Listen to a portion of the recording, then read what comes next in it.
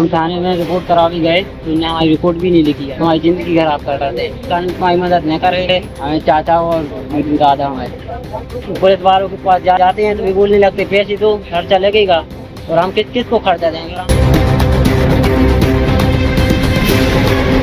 श्री हनुमंत छाया jewellers में आपका स्वागत है। शानदार कलेक्शन के साथ गहनों की दुनिया में आपका स्वागत है, जहां परंपरा और आधुनिकता का बेहतरीन संगम मिलता है।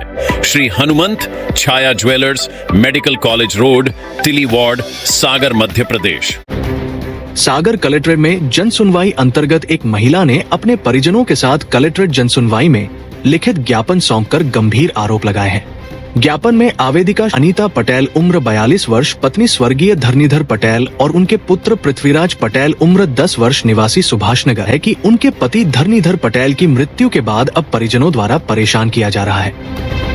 वही आवेदिका ने बताया कि उनके पति धरणीधर पटेल भगवत प्रसाद पटेल से जमीन लेकर ठेका पर खेती करते थे। उक्त भूमि पगारा क्षेत्र में स्थित है, जहां वे कृषि कार्य हेतु अपना पूरा सामान लेकर स्थायी रूप से निवास करते थे। खेती करने के लिए उन्होंने वहां motor, pipe, pressure, gas cylinder, चूल्हा, बर्तन आदि रखा था। इसके अलावा उनकी 12 बोर लाइसेंसधारी बंदूक और मोबाइल फोन भी उसी खेत पर रहते समय उपयोग में आते थे।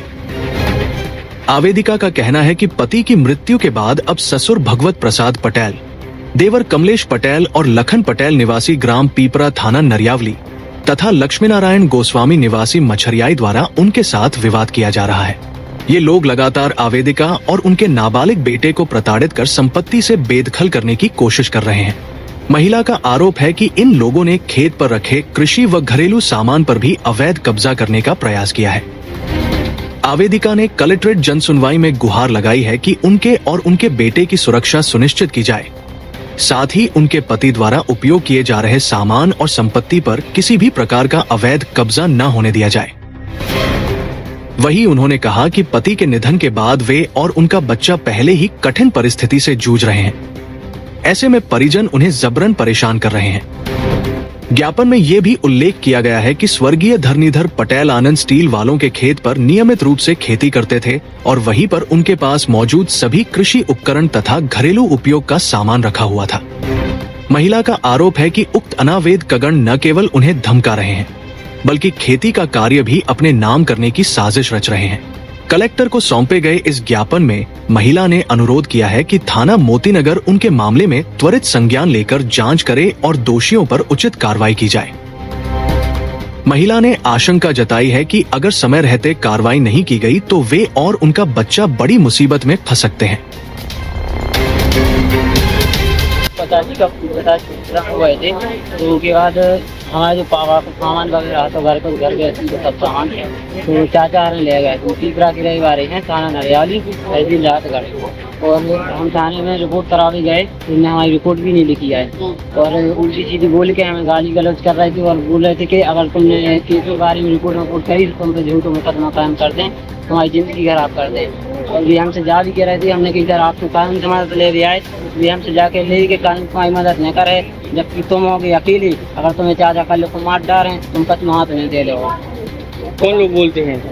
कौन लोग बोलते हैं ऐसा? ये चाचा ये रिपोर्ट लिखवाने गए थे नरियाली थाने में तो वो बोल रहे थे ऐसे। कौन कौन परेशान कर रहा है तुम्हें? हमें चाचा और दादा, नाम कमलेश पटेल और लखन पटेल और भगवत पटेल, और उनके पास पैसा रखे थे, पापा रख गए थे, हमसे बोली कि मैंने तो पैसा उठा लिया बेटा जरूरत पड़े तो दे, पास लाए थे। हमने बंदूक रखे थे आनंद स्टील वालों की यहाँ पे, आनंद कुमार जैन है और नीतू जैन है, तो उनके पास हम गए भी, फिर भी उन्हें हमसे कह रही कि तुम जा दादा के पास जाओ उनसे नहीं पैसा, तो रिपोर्ट के चक्कर में पाई उन्हें कचू घुमाओ नहीं आए ये सही लड़ाते रहे जिंदगी भर। क्या मांग कर रहे हैं आप?